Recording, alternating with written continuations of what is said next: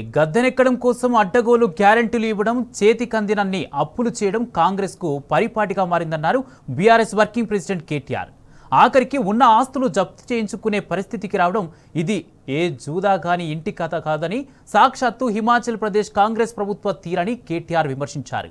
గ్యారెంటీలు అమలు చేయలేక గంజాయి కూడా అమ్ముకునే పరిస్థితి దాపురించిందని మండిపడ్డారు. మీరు చెల్లించాల్సిన అప్పు తీర్చకపోతే ఢిల్లీలో మీ హిమాచల్ భవన్ను జప్తు చేస్తామని హైకోర్టు తీర్పు ఇవ్వడం ఎంత సిగ్గుచేటని కేటీఆర్ ట్వీట్ చేశారు.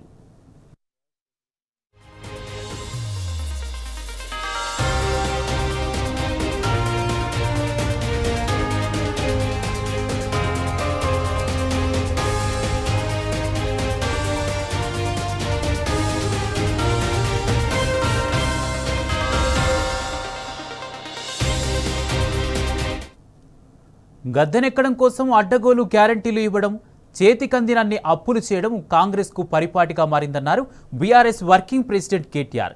ఆఖరికి ఉన్న ఆస్తులు జప్తు చేయించుకునే పరిస్థితికి రావడం ఇది ఏ జూదా గాని ఇంటి కథ కాదని, సాక్షాత్తు హిమాచల్ ప్రదేశ్ కాంగ్రెస్ ప్రభుత్వ తీరని కేటీఆర్ విమర్శించారు.